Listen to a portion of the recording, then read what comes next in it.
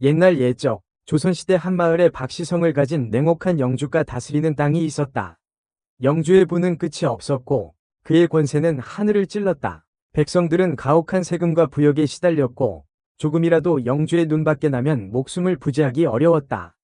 영주의 저택은 웅장하고 화려했지만 그 안에는 음모와 질투 그리고 탐욕이 가득했다. 그 영주 저택 근처에는 작은 도자기 마을이 있었다. 그곳에는 진우라는 젊고 재능 있는 도공이 살고 있었다. 진우는 아버지에게서 도자기 만드는 기술을 배웠고 그의 손에서 빚어진 작품들은 섬세하고 아름다워 사람들의 눈길을 사로잡았다. 그는 특히 청자와 백자를 만드는 데 뛰어났는데 그의 작품들은 마치 살아 숨쉬는 듯 생동감이 넘쳤다. 진우는 성실하고 정직한 청년이었고 마을 사람들은 그를 좋아했다. 어느 날 진우는 자신이 만든 도자기를 영주 저택에 팔러 갔다. 영주는 진우의 도자기를 보고 칭찬했지만 그의 눈은 진우의 솜씨보다는 다른 곳에 꽂혀 있었다.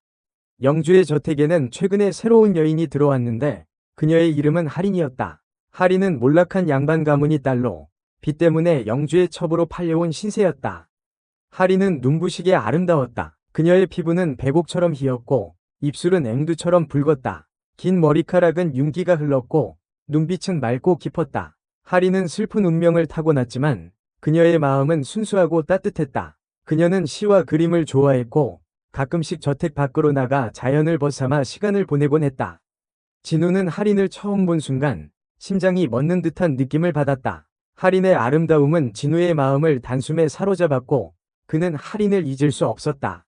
며칠 후 진우는 다시 영주 저택을 찾았다. 그는 할인을 다시 만나고 싶었고 그녀에게 말을 걸고 싶었다. 마침 할인은 정원을 거닐고 있었고 진우는 조심스럽게 그녀에게 다가갔다. 소저, 안녕하세요. 진우가 떨리는 목소리로 말했다. 할인은 깜짝 놀라 진우를 바라보았다. 진우는 젊고 잘생긴 청년이었고 그의 눈빛은 진지하고 따뜻했다. 할인은 수줍게 고개를 숙이며 인사했다. 안녕하세요. 두 사람은 잠시 동안 말없이 서로를 바라보았다. 진우는 할인의 눈빛에서 슬픔과 외로움을 읽을 수 있었다.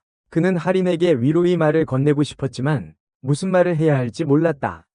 저는 도자기를 만드는 사람입니다. 진우가 겨우 입을 열었다. 소저께서 괜찮으시다면 제가 만든 도자기를 보여드리고 싶습니다. 할인은 고개를 끄덕였다. 진우는 조심스럽게 도자기를 꺼내 할인에게 보여주었다. 할인은 도자기를 보고 감탄했다. 정말 아름답네요. 할인이 말했다. 마치 살아있는 것 같아요. 진우는 할인의 칭찬에 기뻤다. 그는 할인에게 도자기에 대해 설명해 주었고 두 사람은 자연스럽게 이야기를 나누게 되었다. 할인은 진우의 순수함과 재능에 감탄했고 진우는 할인의 아름다움과 지혜에 매료되었다. 두 사람은 시간이 가는 줄도 모르고 이야기를 나누었고 어느새 해가 뉘엿뉘엿 저물고 있었다. 시간이 벌써 이렇게 되었네요. 할인이 아쉬운 듯 말했다. 저는 이제 들어가 봐야 해요. 소저. 진우가 망설이며 말했다. 혹시 내일 다시 뵐 수 있을까요? 할인은 잠시 생각하더니 고개를 끄덕였다. 좋아요. 내일 이 시간에 여기서 만나요. 진우는 기쁨을 감추지 못하고 할인에게 인사를 하고 집으로 돌아갔다. 그의 가슴은 설렘과 기대로 가득 차 있었다. 그는 밤새도록 할인을 생각하며 잠을 이루지 못했다. 다음 날 진우는 약속 장소에서 할인을 기다렸다. 할인은 약속 시간보다 조금 늦게 나타났지만 진우는 전혀 개의치 않았다. 두 사람은 다시 이야기를 나누었고 서로에 대해 더 많이 알게 되었다.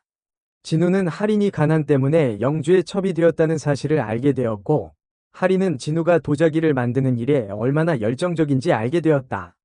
두 사람은 매일같이 만났고 서로에게 점점 더 깊이 빠져들었다. 그들은 숲속을 거닐고 시냇가에 앉아 이야기를 나누고 달빛 아래에서 서로의 마음을 확인했다. 진우는 할인을 위해 아름다운 시를 지었고 할인은 진우를 위해 그림을 그렸다. 그들의 사랑은 순수하고 아름다웠지만 그들의 신분 차이는 너무나 컸다. 진우는 평범한 도공이었고 할인은 영주의 첩이었기 때문이다. 하지만 그들의 사랑은 이미 걷잡을 수 없이 커져 있었다. 진우는 할인을 향한 자신의 마음을 숨길 수 없었고 할인 역시 진우를 향한 사랑을 감출 수 없었다. 어느 달 밝은 밤, 두 사람은 서로의 마음을 확인하고 뜨거운 입맞춤을 나누었다. 그들의 입술이 맞닿는 순간 세상의 모든 걱정과 근심은 사라지고 오직 두 사람만이 존재하는 듯했다. 할인, 당신을 사랑합니다. 진우가 속삭였다. 저도요, 진우 도련님. 할인이 눈물을 글썽이며 대답했다. 두 사람은 서로의 품에 안겨 밤새도록 사랑을 속삭였다. 그 밤, 그들은 세상에서 가장 행복한 연인이었다. 하지만 그들의 행복은 오래가지 못했다. 영주의 저택에는 매화라는 이름의 아름다운 기생이 있었다. 매화는 영주의 총애를 받는 여인이었고 그녀의 아름다움은 영주를 사로잡기에 충분했다. 하지만 매화는 아름다운 외모와는 달리 질투심이 많고 욕심이 많은 여인이었다. 그녀는 영주의 사랑을 독차지하고 싶어 했고 할인을 눈의 가시처럼 여겼다. 매화는 할인을 몰아내기 위해 계략을 꾸몄다. 그녀는 영주에게 할인이 다른 남자와 몰래 만나고 있다는 거짓 소문을 퍼뜨렸다. 영주는 처음에는 믿지 않았지만 매화의 교묘한 말솜씨와 눈물에 속아 넘어갔다. 영주는 할인을 의심하기 시작했고 그녀를 감시하기 시작했다. 어느 날 밤, 진우와 할인은 평소처럼 숲속에서 만났다. 두 사람은 서로의 품에 안겨 사랑을 속삭였고 시간 가는 줄도 모르고 함께 있었다.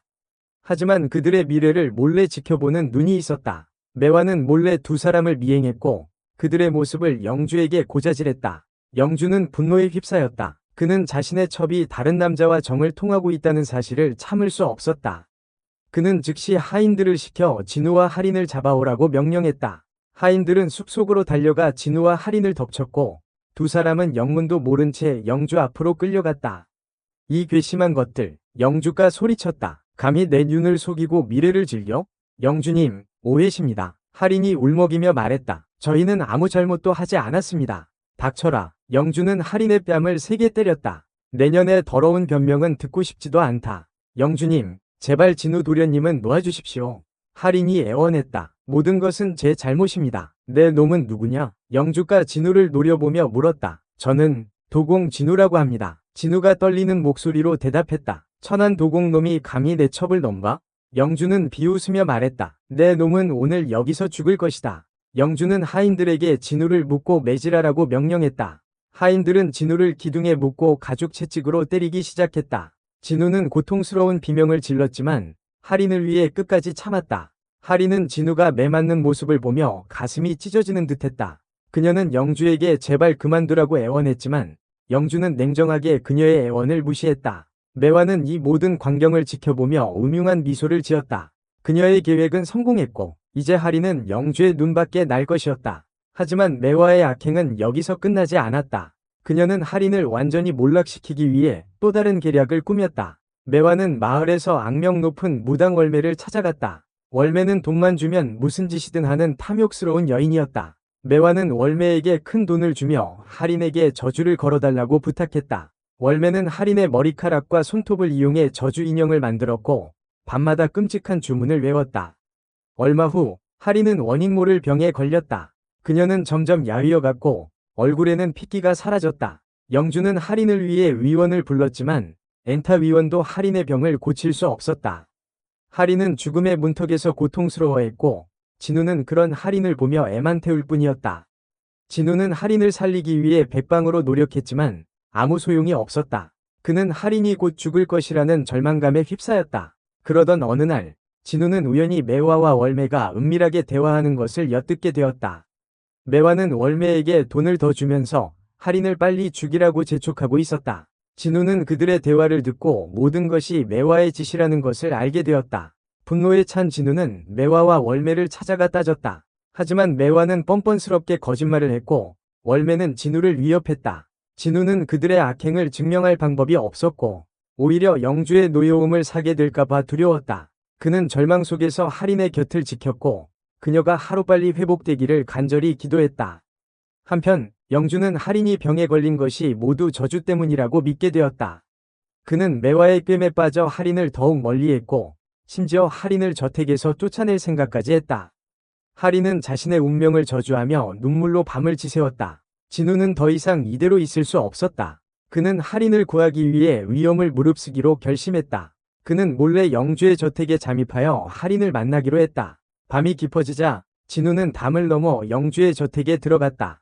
그는 하인들의 눈을 피해 할인의 방으로 향했다. 할인은 침대에 누워 힘없이 숨을 쉬고 있었다. 진우는 할인의 모습을 보고 가슴이 미어지는 듯했다. 그는 할인의 손을 잡고 눈물을 흘렸다. 할인, 정신 차려요. 제발. 할인은 힘겹게 눈을 떴다. 그녀는 진우를 보고 희미하게 미소 지었다. 진우 도련님, 오셨군요. 제가 왔어요. 할인, 이제 괜찮을 거예요. 저는 이제 틀린 것 같아요. 할인이 힘없이 말했다. 하지만 도련님을 만날 수 있어서 행복했어요. 그런 말 하지 말아요. 할인, 당신은 꼭 나을 거예요. 진우는 할인을 품에 안고 뜨거운 눈물을 흘렸다. 그는 할인을 잃을 수 없었다. 그는 할인을 살리기 위해 무엇이든 할 준비가 되어 있었다. 진우는 할인을 몰래 저택에서 빼내기로 결심했다. 그는 할인을 등에 업고 조심스럽게 저택을 빠져나왔다. 하지만 그들의 탈출은 오래가지 못했다. 매화는 진우와 할인이 도망치는 것을 목격했고 즉시 영주에게 알렸다.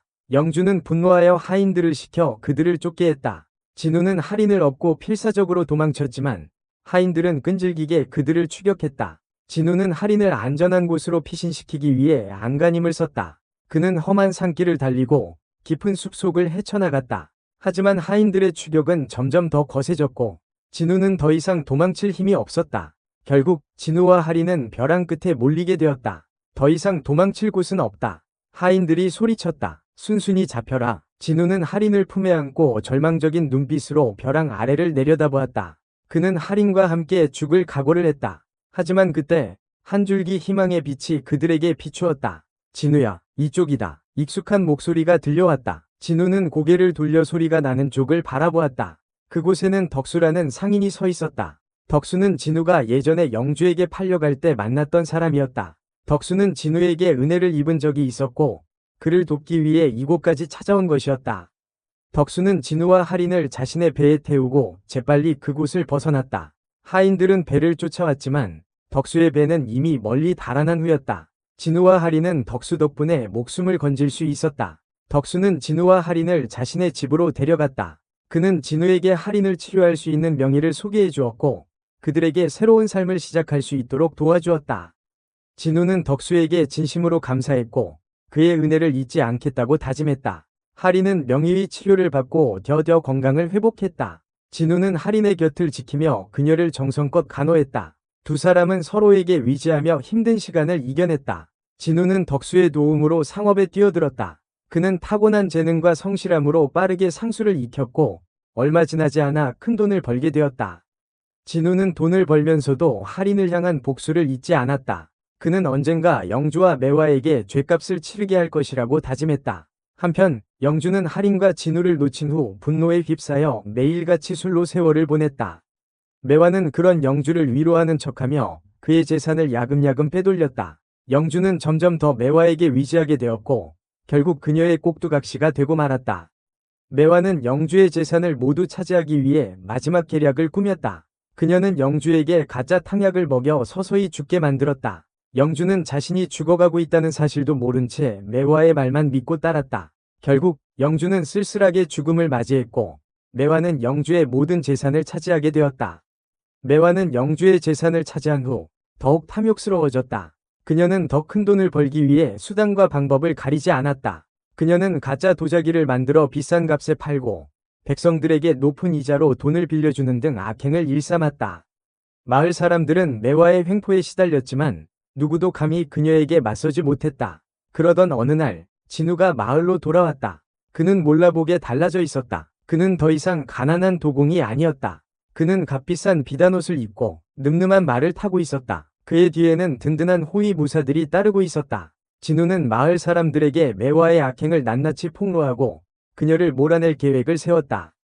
진우는 먼저 매화가 만든 가짜 도자기를 모두 사들였다. 그리고 매화가 백성들에게 빌려준 돈을 대신 갚아주었다. 매화는 진우의 행동에 당황했지만 그를 막을 방법이 없었다. 진우는 이미 마을 사람들의 신뢰를 얻었고 그의 힘은 매화보다 훨씬 강했다.